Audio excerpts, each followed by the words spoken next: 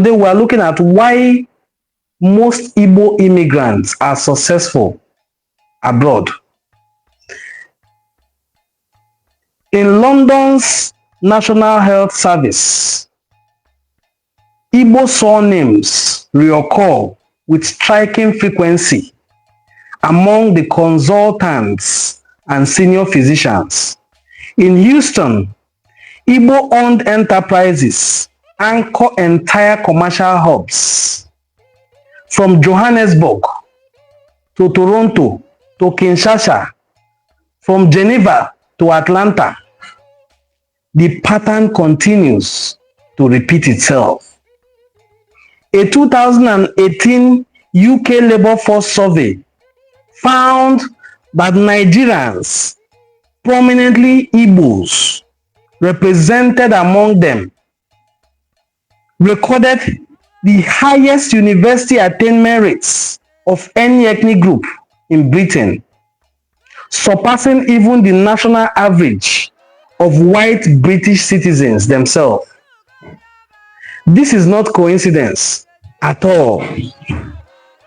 And it is not a myth. It is documented according to what I just said. The national survey in Britain revealed that it is the visible output of specific historical structure and cultural forces that can be traced, forces that are documented, and forces that we as Igbo people understand.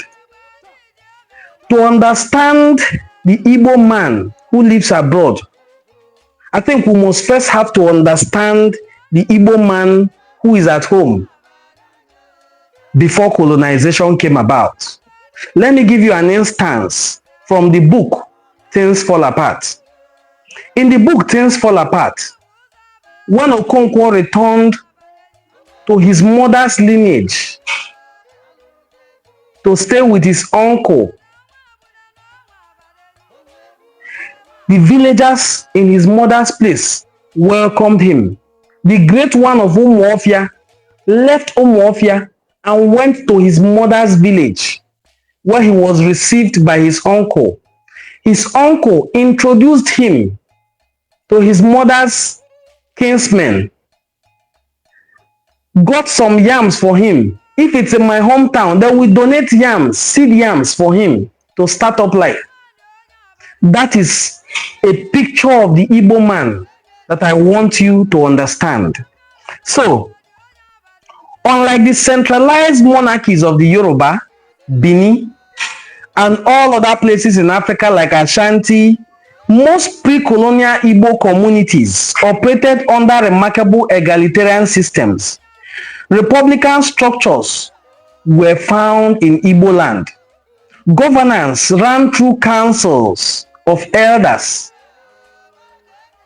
age grades, women groups like Omu, Umuada, and the rest, or titled societies such as Ozo, systems in which authority was earned through demonstrated wisdom, wealth, contribution to the society, and not inherited through bloodline. An Igbo man in the Igbo society attains the Ozo title by his personal achievement, remarkable wisdom, wealth, or contributions to the society, not by his bloodline, as in other kingdoms. So, in the Igbo traditional society, achievement of an individual is encouraged. An individual is encouraged to work hard and reach his maximum potential. In fact, there's a saying, if you are in the skill of metal work, chiozo. If you are in the skill of herbal medicine, chiozo. Iwuru otenku, chiozo. Ibulu dimba, chiozo. Iburu onye na-egbuji, chiozo. So in the Igbo traditional society, excellence is encouraged by society. You are not born into greatness. You grow and become great. It is not by bloodline. So an ordinary man in Igbo land can attain the position of a great and respected man in the society, just like we saw in the example of Okonkwo and his father, Onoka. You see how Okonkwo describes his father as a failure, while himself, Okonkwo, became a mighty man of Umuofia. So in Igbo traditional society, an ordinary person can become somebody. I'm heading somewhere because, as I said, to understand the Igbo man in diaspora, we must first understand the Igbo man at home. Maka na ụnọ wee si adị mma apụ na abụ. A sị na na-esi ụnọ adịrị mma apụ na ama. So, this system of attainment of wealth and status in the society is what you will find in Igbo land, such that renowned anthropologist Victor Uchendu, in his foundational study of Igbo culture, noted that, and I quote, his work is the study of Southeast Nigeria. He captured this ethos precisely, that in Igbo society, every man is potentially as good as another. Every man is almost equal. Status was achieved. Ambition was not merely tolerated. It was a social expectation of every man. So every man is expected to have an ambition. It is not subdued. Your ambition doesn't scare the other person, as in some other communities. There are communities where they have monarchy, and the monarch places a law. For instance, if I am the one wearing this cap, no other person should wear the cap. There are some monarchies where a king will say, I have built one decking. No other citizen of this community should build one decking as a mark of respect to him. But it is not so in the Republican Igbo society. Please, if you're just seeing our video, this is Enuani Cultural Forum, where we promote the rich cultural heritage of the Igbo people. You are welcome on board. Kindly give us a thumbs up as we proceed. A man having an ambition was expected because it is embedded in the very architecture of personhood through concepts like Ikenga, a personal shrine representing one's life force, willpower, and achievement. So every man has his own Ikenga that represents his life force, willpower, and achievement. This produced something rare, a culture where social mobility was not an aspiration imported from elsewhere, but an indigenous, centuries-old operating principle. Now, in the Igbo society, the operating principle is that you as a person must have an ambition.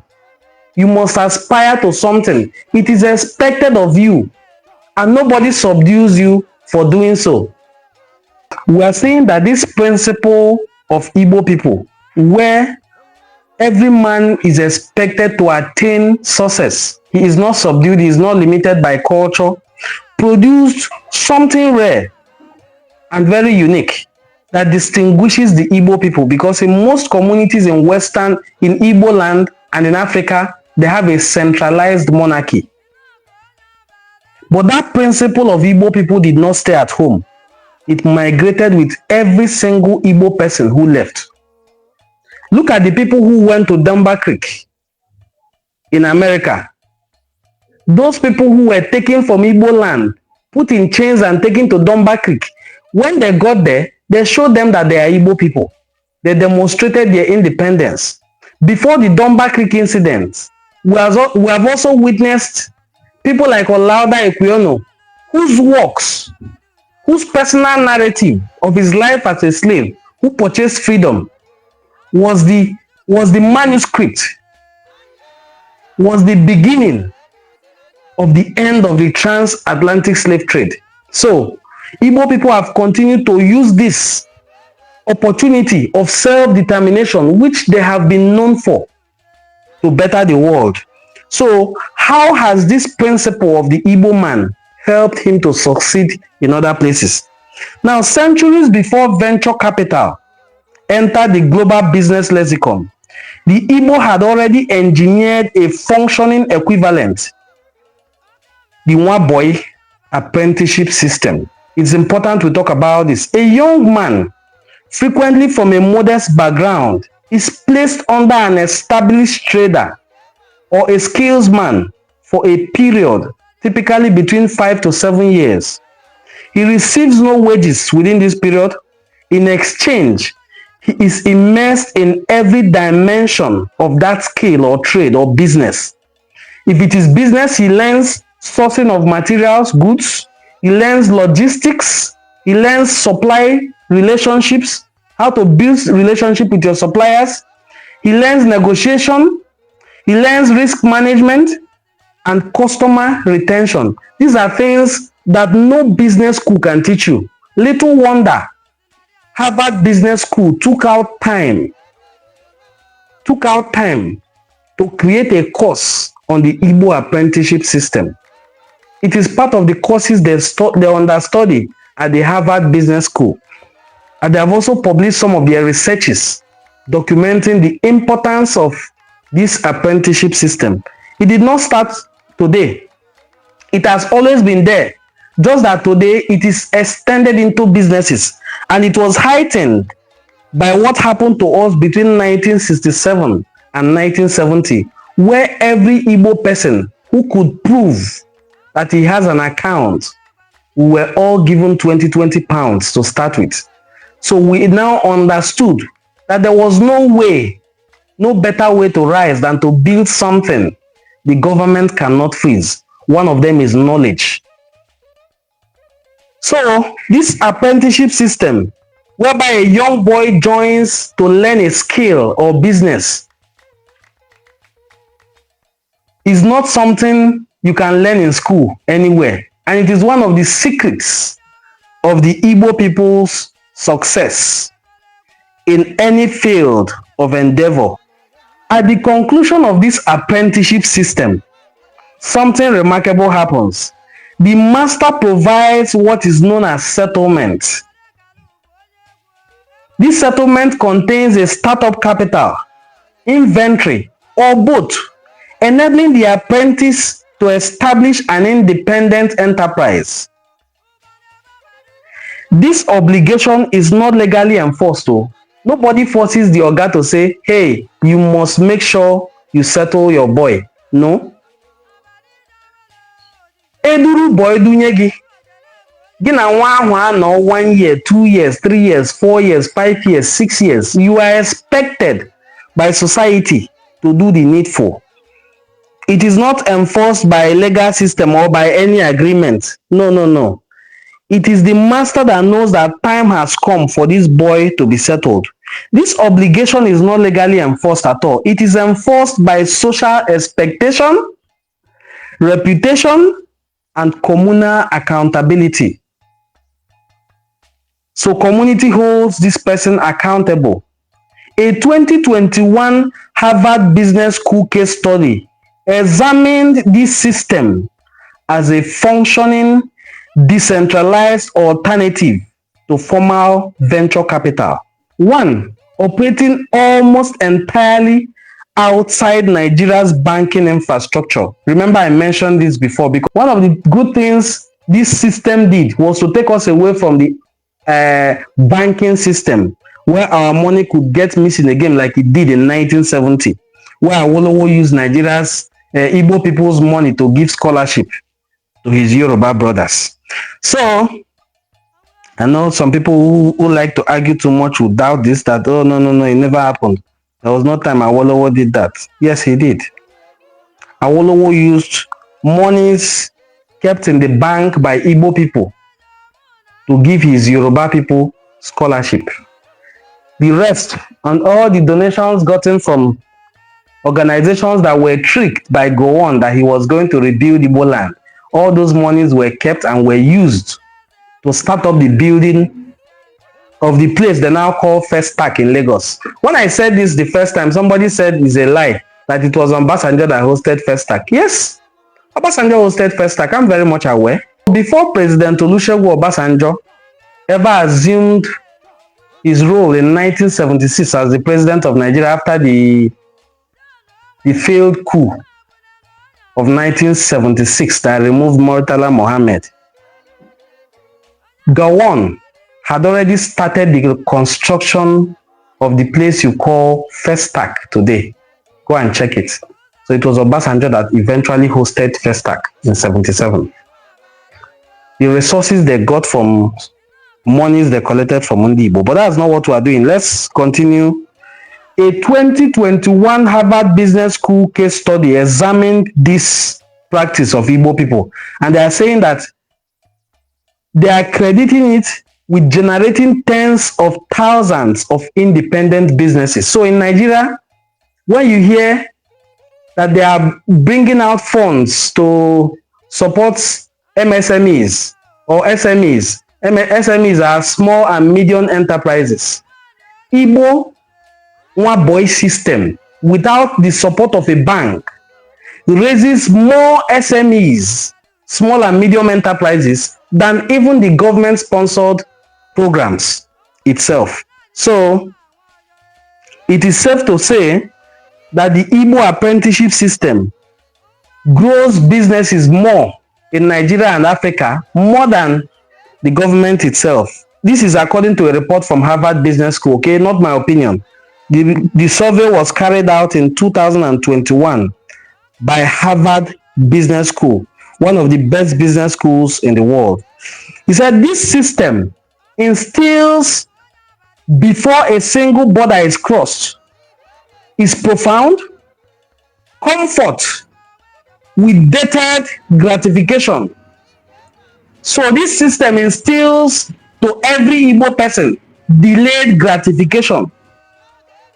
An Igbo man is ready to wait and work, knowing that one day, also, one day, his reward will come. So by doing this one boy, he learns delayed gratification. He learns granular operating literacy and an internalized expectation that disciplined labor converts into ownership. He knows that one day, okay, boys. The way he expects his boys to behave, he will be behaving it now. When an Igbo immigrant lives in Lagos, when he arrives in Lagos, London or Lisbon, entrepreneurship is often not a foreign concept being learned to him. It is a familiar framework being redeployed in a new environment. He already has the concept and skill of entrepreneurship. He's not going to learn it afresh. That is why in Guangzhou, in Cotonou, you will see Igbo men, or even in Johannesburg. I've seen contents from people like Kevin Black, the one you all nicknamed Governor Amuneke. So, I've seen contents from him of an Igbo man who comes to an environment, studies the environment, finds out what they need, finds out where he can get the supply, and starts selling it on the street. Before 1 year, he builds a shop, and South Africans start saying he has stolen their job.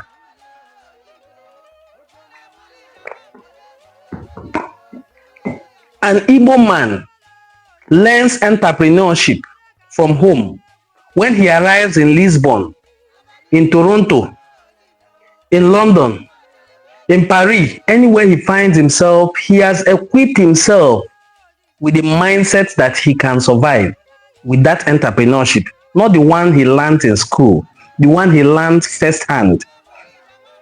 He redeploys it. So, the Nigerian Civil War, like I said earlier, fought between 1967 and 1970, devastated Igbo land, no doubt. Estimates of the dead range into over 3 million, documented. Many of these people died from starvation during the blockade of breakaway Republic of Biafra.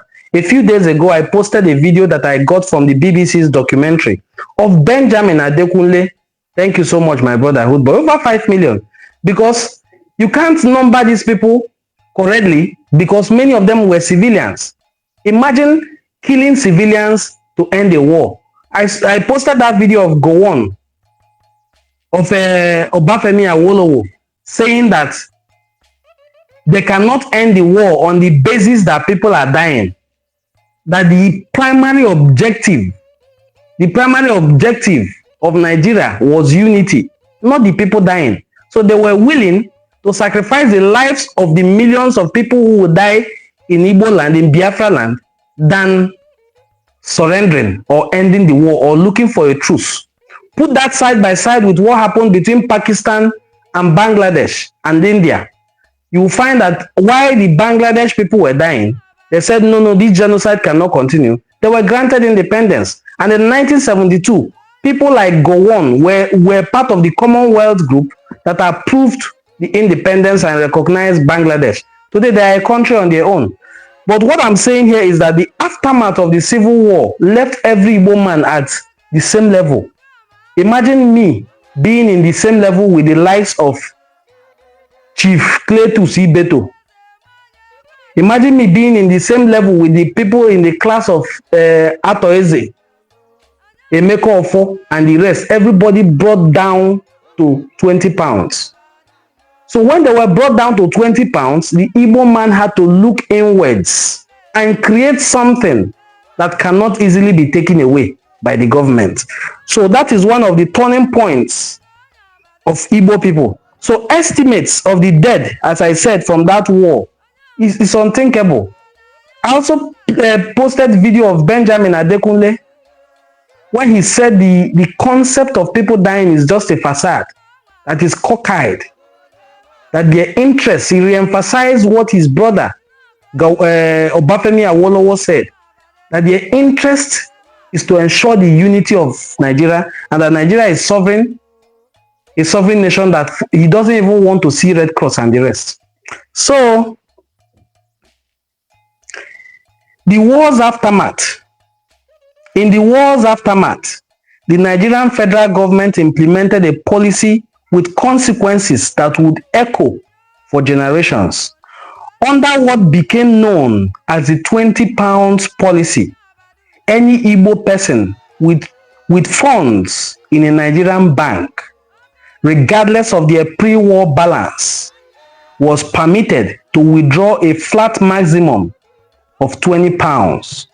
Savings accumulated over a lifetime were effectively confiscated overnight. Yet you will hear them saying, no victor, no vanquished. That was why I took my time that time, about 2 weeks ago, 1 week, to educate Reverend Father Oluoma, who didn't understand what happened during the Biafra war, because from what I realized, they said he was born and brought up in the north. Maybe he doesn't know what happened to Ndi Igbo.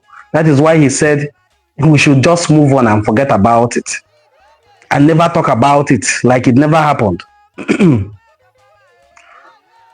So, the economic and psychological impact of this policy on Igbo communities has been examined extensively by historians and economists studying post-war Nigeria.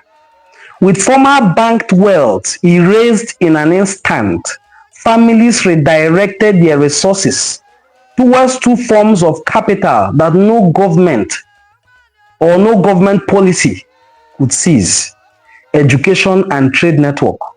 These two things, government cannot take them away from you. They cannot.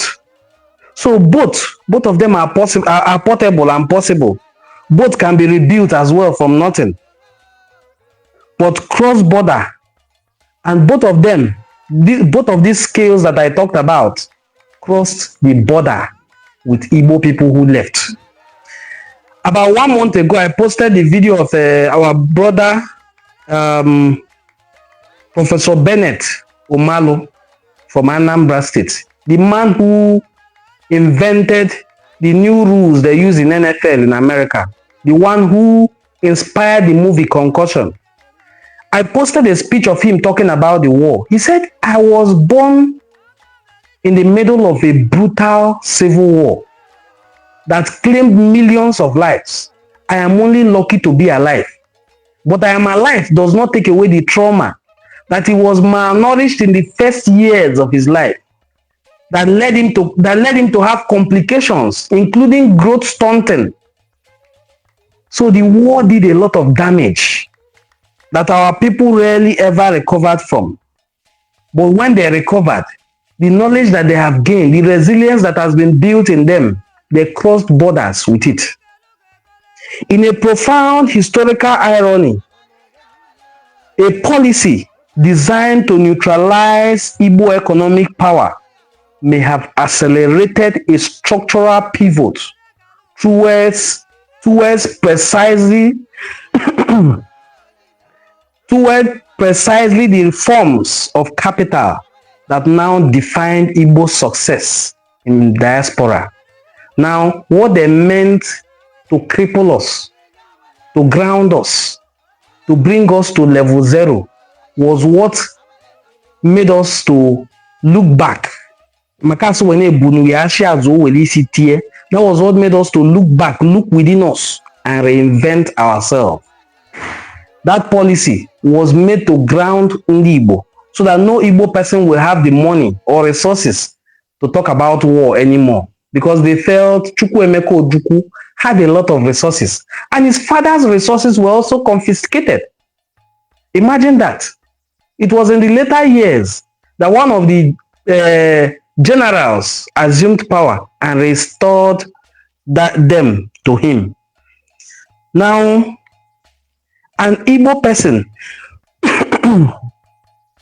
if you step into nearly any major Western city today, you will find an Igbo town union, a diaspora organization organized around shared hometown origin, functioning simultaneously as welfare system, business network, and homeland development fund.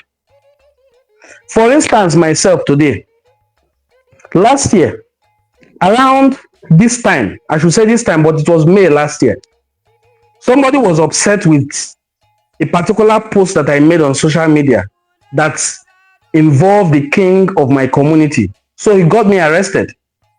He didn't arrest me in the city where I lived. He arrested me and took me all the way to Abuja. By the time I arrived at Abuja, the President General of my community's development association had been informed. So they were already on ground waiting for me. When I got there, they were the ones who did everything necessary to see that I made bail.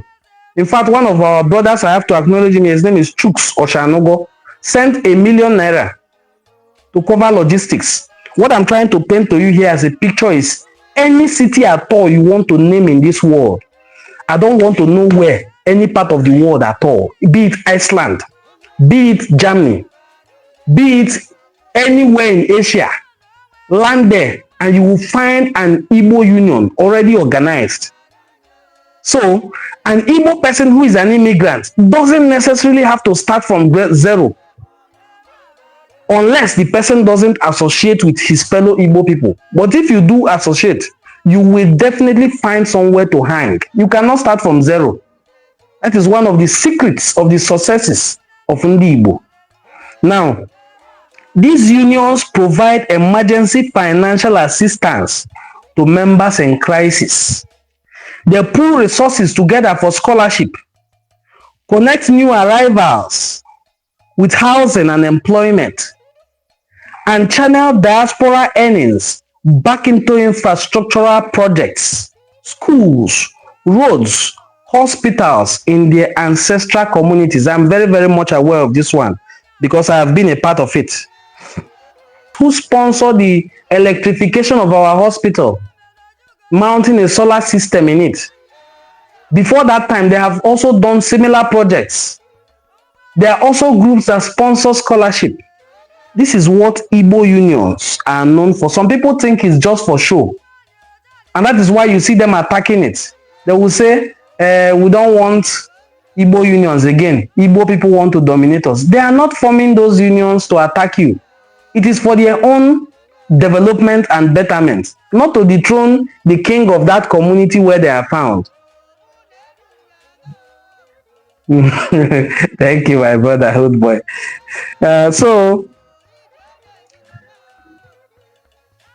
as I've said, that layered alongside this is what we call Itu system. Some people call it Esusu, but because I am not so sure of the Igbo region of the word Osusu, I don't call it Osusu because my mother has never called it Osusu or Esusu, any of those names. What we know that it is called is Itu. And in my community and your own community, Umuada have their own Otu. Inyemedi have their own Otu. That is co-wives. Young boys have their own Otu. There is always one Otu or the other. What is the function of this Otu? Rotating savings and credit associations in which members contribute a fixed amount on regular schedule, with the full pool disbursed to a different member after each cycle is completed. A 2023 study published in Migration Studies examining West African diaspora communities in North America identified this Itu system as critical sources of low barrier capital for entrepreneurs who frequently encounter discrimination within formal lending institutions. Assuming an entrepreneur from Igbo land was to go and borrow money from the Bank of America, they will first ask you, are you credit worthy? What is your collateral? Are you credit worthy? They will not give you. But if you are a member of, for instance, Mbise Association, Mbise Community Development Association in Houston, they will contribute money and give you because they know you, you know them. You are not running away to anywhere. When your business stands, you can pay back. Or if you have been contributing, when it gets to your own turn in the cycle, you carry your money and do whatever you please with it. So imagine that this system as well has been studied by Ndiocha that understand the value of what we are doing. The result of this is a form of social capital. It's a form of social capital, self-organized and entirely independent of state intervention. A new Igbo arrival in a foreign city is rarely starting from absolute zero. I said this earlier. You are not starting from zero. There is always somebody or a group to welcome you. There is almost always a network of obligation and mutual support already in place. By this time, 2 years ago, I was preparing to go to London for a conference hosted by my community's development association, the branch in London. So there was problem of where will I stay. I have to show proof that I have accommodation. I had options. I had two different options of where I would stay, despite the association themselves also pledging to pay hotel bill. So an Igbo man arriving any part of the world doesn't start necessarily from zero like so many other people do. Now, there's something else I want us to consider. We have to look at Igbo people who have succeeded, not just saying they usually succeed, they usually succeed. In the past 2 days, I posted videos that I would like you, after watching this video, if you have not seen them, take your time to go and watch them. Binge on those videos. Take out your time and watch them. Look at our brother, Kelechi Mado, who is from Mbise, born in Mbise, had his primary school, secondary school in Mbise, went to Unilag for his university education. And then, when he finished his studies in Unilag, he said he worked for a while, then he traveled to Canada. Today, he has held positions like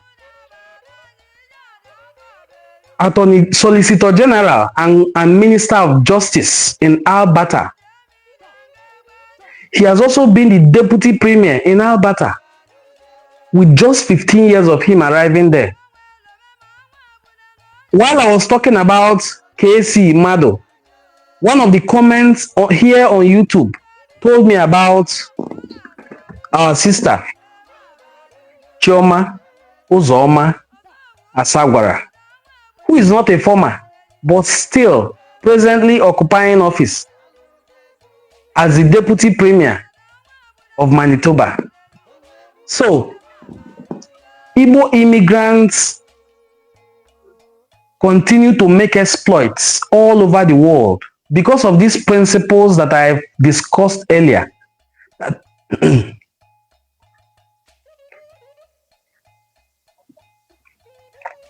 These principles I discussed earlier, that in Igbo culture, every man has his ikenga. It is your will force. And you must have to live your life to the fullest of your potentials as an Igbo man. It is not something that they will see that you are being too ambitious. It is an expectation of you to aspire, to be ambitious, and to achieve. That way you can earn yourself a place, a status in the society. Maka asị na nwata kwọcha aka, osoro ndị okenye rie nri. If a child washes his hands properly, that translates to mean that a son of a nobody can instantly become somebody in the society through hard work, wisdom, or whatever ingenuity. So the Igbo culture encourages greatness. It doesn't subdue it in any way at all. So we said to look out for Igbo people who have distinguished themselves. Look at Chimamanda Ngozi Adichie. She studied here in Nigeria as well before she traveled abroad. She was born in Anambra State. Now among the most internationally celebrated literary voices of her generation, with her works translated into dozens of languages and a TED Talk on the danger of a single story viewed over 30 million times. Her trajectory: Nigerian Foundation, American Graduate Education, global literature platforms, exemplifies the education, a family investment, then global stage. Pipeline so deeply embedded in Igbo households. In the Igbo household, you are expected to live an exemplary life because everybody is expecting you to succeed, to do exploit. Consider people like Bennett Omalo, who I talked about earlier, born in Enugu State during the war, suffered growth stunting and all that. He still went on to write his name into history books in America.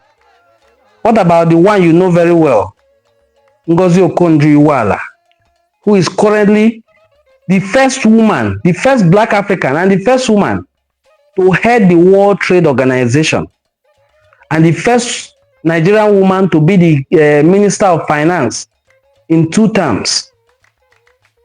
These are Igbo people. I won't start talking about people like Dora Akunyili, who is honored all over the world. There are so many examples of such. Or Uzoado Oba, because not so many people know about Uzoado Oba. And I'm going to take my time one of these days to do a documentary on her. Uzoado Oba, although born in Massachusetts to Igbo immigrants from Imo State, she has won an Emmy Award, she has won a Tony Award, and she has won the Orange. She has won the Orange Award as well. She featured in the movie called Orange is the New Black. She is one of the most recognized faces on American TV screens. But beyond individuals, consider the Igbo-dominated trading networks centered in Lagos, precisely around Alaba Market. It is replicated in every part of the world. What you see in Alaba, you find it in Guangzhou. You find it in Paris. You find it in London. You find it in Cotonou. You find it everywhere. They usually have this place where Igbo people set up a hub for business. And they usually practice these same apprenticeship systems over there. These people I mentioned as example are the ones I could remember. There are thousands of Igbo people making exploits in every part of the world where they are found. When this Afrophobic thing started in South Africa, A lot of people were blaming it on the Igbos that they showed their wealth so much. But we have seen that it is now out of hand, and it is an Afrophobia, not even a xenophobia. So now they started chasing Ghanaians away too. And the Yoruba people who were laughing are also being chased away. So in conclusion, the physician in Houston, the economist at the helm of World Trade Organization, the novelist read in 40 languages, the actress on American television, the trader moving goods between Guangzhou and Cotonou, and then Lagos. Each is the visible output of the forces, centuries in the making, a Republican worldview that prized achievement over inheritance, an apprenticeship system that functions as an indigenous theory of capital, and a war that, in destroying material wealth, redirected a people towards a form of capital no policy could confiscate. And diaspora networks built quietly, deliberately, and almost entirely without support. This is not a story about exceptional individuals defying the odds. It is a story about a system built over generations, designed to produce them. The generations that built this system designed it to produce this specific kind of people who prize achievement over inheritance. And then they excel anywhere they are found because they have been equipped to succeed. Sometimes we've had over 60 people watching this video at once.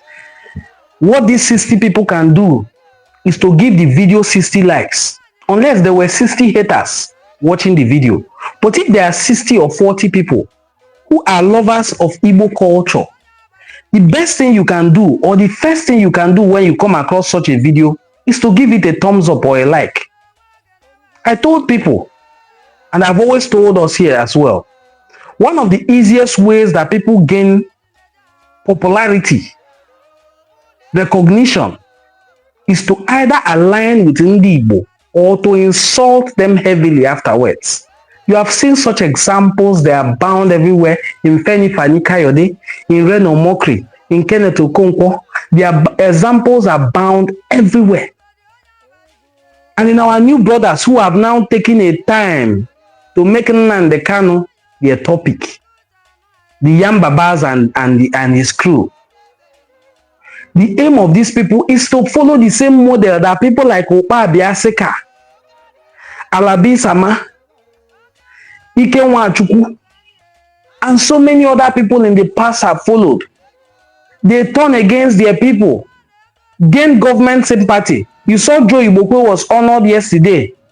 What is the role of Joe Igbokwe? What is the importance of Joe Igbokwe to Igbo people? So you see what I'm saying? In a society where when you see people promoting Igbo culture or Igbo excellence, the number one thing you will do for that person is to give them support. There are people because of whom, there are no more than 5, just 2 or 3 people, because of whom this channel has stood, and you may be one of them, even if I don't acknowledge it here. People like this, our brother Hood Boy, who has placed more than 10 comments here, may be very busy, but when he gets the notification that we're online, he's here. And so many of you too, who take out your time to promote and support our work. We appreciate you, but we are just saying we can do better. We can do more. There are so many things we can do. Thank you so much, my brother Peter. There are so many things we can do to support those who are promoting Igbo culture, Igbo way of life, Igbo tradition. Before we came on board, there was a lot of misinformation. In fact, there are still people today who do not want to hear anything good about Igbo. Do you know that some of the videos that I take time to research, document, and post here, there are accounts with over 1.5 million followers who go online to tell them that my videos are AI generated. Videos that are posted live, people are talking, you're saying is AI generated. So there are people whose work is to undermine the greatness of Igbo, and we cannot turn down our prosperity or our success or our achievements so that we can fit into your scale. What I'm encouraging you to do as an Igbo person or as a person who likes Igbo people, who is watching this video, is when you come across such video, you give it a thumbs up. It's just to double tap on the screen of what you're watching and you have liked the video. What that does is unimaginable. You see these 11 likes you're seeing here, or 12 now, it's 12. You see these 12 likes you're seeing? It's going to show among other live streams, because there are several other live streams. It's going to show live streams. If there are people live now, one of them has 50 likes, the other one 40 likes, the other one 20 likes, definitely algorithm will put them higher than this one we are doing. But if we have better likes, we'll compete favorably with them. And also the person streaming will also be happy that when he ends his live stream, he will see that you got 10 subscribers, you got 5 subscribers. That's an incentive. So if you are not also yet subscribed, this is for you. Please do it right now before you forget. Hit the subscribe button. We are celebrating Igbo excellence and examining why do Igbo people usually succeed abroad, usually more than their contemporaries. And we have looked at a lot of reasons why. One of which is that in Igbo land, we have a culture that promotes achievement and excellence. While promoting this excellence and achievement, we also reward it.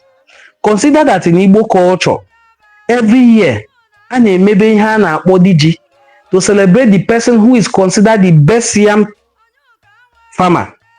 A na-enwe diochi, the person who is considered the best wine tapper. A na-enwe dinta, the person who is considered the best of this, the best of that, the best of this, the best of that, to encourage excellence. And we do this while maintaining our good names. Not what we see today, that people want to achieve this success by any means necessary. In the past, we don't achieve this success by any means necessary. We achieve this success while still making sure that we don't piece the codes of morality. Because if you trade your life on your way to the top, you cannot get your life back when you get there. That is why we have sayings like Nezia Fakego. We have sayings like Na Fade Makwesu Anu Fiaza, Afadi Kenyi, Afadi Kawolo, Afadi Kugo, Aida Zambeku. Because Mbeku is believed to be cunning. Aida Zogumengada. Because that one is believed to change colors. Aizago, because we believe in the scales of a leopard. So while the Igbo man is chasing success and achievement as one of his life's principles, we still maintain that sanctity and respect for human life, that sanctity and respect for good name. Because we still know that Nezia Fakego, money is very important. Money is worshipped by a lot of tribes. But in our culture, we have the saying that good name is better than all the riches in this world. And it has been demonstrated severally. Maybe one day I will demonstrate it in a folk tale for you so that you understand. Because some people will say, once you have money, good name will follow you. No. Even in this generation, when I was younger, it was worse. There are people in my time when I was younger that can be considered billionaires if they were alive. But in my community, they never had a single respect from anyone. They were treated like outsiders. They were treated like lepers. simply because of the fact that those were the excuses. Now, there is one striking example of a man who has a hotel, he has car wash, he has a school, he has a film house. My community was the first to have a cinema hall, not even Asaba. People from Asaba were coming to my community, Ubuluku, to see movies. He has a disco hall. He has houses in every school where they do inter-house sports. He sponsors football competitions. Yet,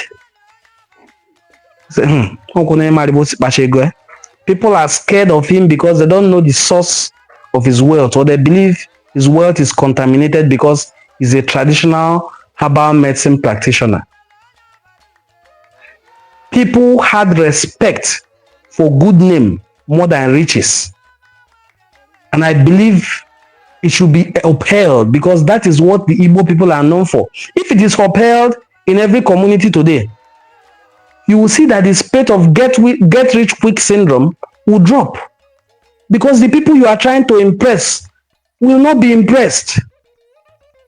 In the movie Scarface, when Tony Montana was looking to make a hell of money and go and take his mother and sister out of poverty, his mother asked him the crucial question, Tony, who have you killed? Do we still have such mothers today? So in Igbo culture, while we encourage achievement, personal growth, we also discouraged getting such wealth through lewd means, through killing, bloodletting, because blood is considered sacred. Through stealing, it is discouraged. So, we must bring back such values because there are lots of positives in them. We have seen now why so many Igbo people thrive abroad.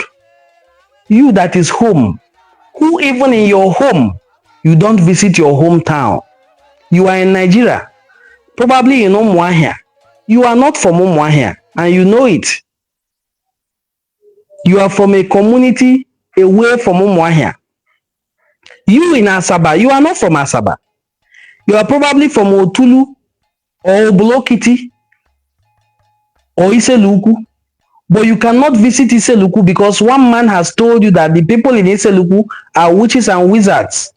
So you will not go home until there's a burial. Even marriages, you will try and organize a way to do it outside your village so that they will not kill you. But if there's a burial, you people will carry the corpse to go home and bury. We must change that attitude and imbibe what we, the Igbo people, are genuinely known for. We are known for community. So until you learn how to congregate with your own why is we je? Yeti aka n'ọlụ wa alụ n'ebo isi bịa. Ọ bụ n'ụzọ kwa alụcha ya esori we lụcha. Ọ bụ n'ego kwa atụ ya esori we tụa. Ihe ọbụla we mee ya esori we mee. That way, you have imbibed the community spirit. When you have imbibed this community spirit, even if you find yourself like our sister, who was not even born here. Imagine that she was born in Winnipeg. She was born in Winnipeg, in Canada. I'm talking about Uzoma Chioma Asagwara, who is the Deputy Premier of Manitoba. Still, I saw a video of her with her Omonna, boldly written there, Omonna, dancing to Ogene music. If you cannot congregate with your brothers and sisters here in Nigeria, you will not learn to do so in London. No? I've known people who told me that those Igbo association is just a show off, nothing else. It's not show off. They have a function. They have a role that they play in the society. A role that can save your life. A role that can save your life sometimes. Let me not paint a bad scenario, but death is inevitable. And we must pay it. So let me paint this scenario for you. What if you, who doesn't associate with your village people, you live in where now? Let me find a city and give you. Let's say you live in Oslo, in Norway. And then suddenly you die. It is your own now originally that would have contributed money, package your documents, fly you back home and bury you like Igbo people always do. But you don't have any relationship with them. Do you see the level of work you have left for your wife? If she cannot handle it, they will bury you in Oslo. That's it. And do a mock funeral for you back home here. That is the power of associating with your kinsmen. Please, if you're just joining us, this is Enuani Cultural Forum, where we promote the rich cultural heritage of the Igbo people. My name is Prince Onwadene Mongozi Chukwuka, and today we are discussing why most Igbo immigrants succeed abroad. It is not a mistake. There's a reason why they succeed, and we have been discussing it over the past 1 hour. And I'm inviting you to please, thank you so much, my brother Abuchi. So I'm inviting you to please, you that is joining us, rock and roll, thank you so much for your comment, and thank you, I appreciate you. Said, even in Congo DRC, Igbos are so dominated electronics market. Thank you so much. So if you're just joining us, please give this video a thumbs up. Help it to rank better on the algorithm. It's very easy to give a video thumbs up by just double tapping on the video to give it thumbs up. If you have already done so, don't bother, because if you do, it will reduce. I don't want it to reduce. We have just 15 thumbs up. I would like it to get to 50, because we have spent over 1 hour talking, and I'm very delighted to have shared this over 1 hour with you. And I hope we learned something. In the Igbo traditional society, the success of every man is expected. You are expected to succeed. You are not expected to fail your chi. Every man has his ikenga. We even say that no funamu, no fuchiadeke. We believe every man has his chi. Ofunamu, mano fuchiadeke. Imagine that kind of talk. Some people will think that we are all created by the same God. No, it is not the same in Igbo land. In Igbo culture, we say, Ofunne na amu, mano fuchiadeke ha. Ofuchiadeke, I may have a different chi. My daughter has a different chi. My wife has a different chi. My brothers have different chi. So chi oye dwe, my own chi will guide me towards my path in life. Your own chi will guide you. There is no one overarching king drawing the ceiling of what every man should achieve. There's nobody that can dream and they say, you're too ambitious. You're too ambitious. No, turn it down or stone him to death for blasphemy or for treason. Every man is allowed that democracy. For we who are in the western side of Igbo land, there's a particular day of right boundary. A day when you can tell the king anything you like, as long as it is true. In fact, even if it is a rumor, he has no charge against you. That is during our Ine festival. That freedom of an Igbo man to express himself is fundamental to his success in life. Because when tomorrow he finds himself in a place where he needs to talk, you will always find one hand raised up. And that hand is from an Igbo person. That is why they were able to hold hands together in Dumba Creek and do the Igbo landing and march into the water. And gave rise to the saying that death was better than bondage. And also the writings of Olaudah Equiano, he could have swallowed it. After all, he has purchased his own freedom. But still he said no. That Igbo blood in him was pushing him. Don't be a disgrace to the Igbo people. Don't be a disgrace to the Igbo nation. Anywhere you see them promoting Igbo culture, anything at all that is good about Igbo land, give it #1 priority. Stop giving those useless people priority. I've seen pages dedicated to taunting Ndi Igbo. I've seen a page of somebody whose videos is to say, if you calculate all the resources and wealth of Igbo people, Dangote will just buy it. Say, So there are people who still reason this way. What is the per capita income of his people? What is the per capita income of the Igbo people? At least every family is doing okay, or most families are doing okay in Igbo land. Can you say the same from where he's coming from?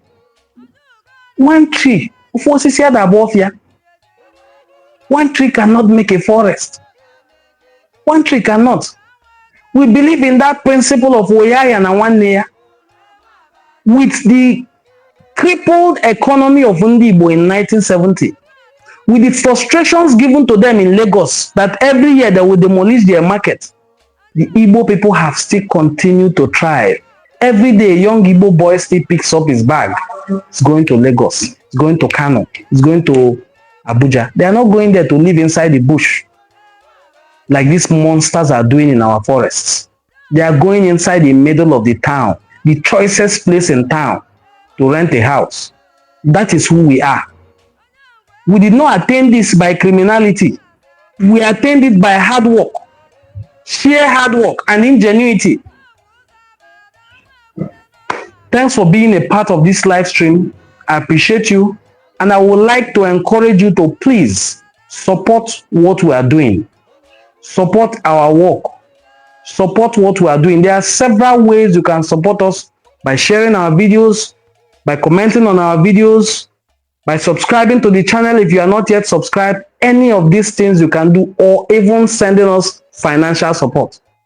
Anything you can do to promote the growth and sustainability of this platform, please do so without hesitation. Thanks for being a part of this live stream. I will see you in the later videos that I will be posting. But in the meantime, I'm inviting you to please hit the like button on this video. And also, if you are not yet subscribed, please subscribe to our channel. Hit the notification bell so that when we put out videos, you'll be among the first set of people to come on board. Thanks for being a part of this very live stream. I will see you in my subsequent videos. Bye.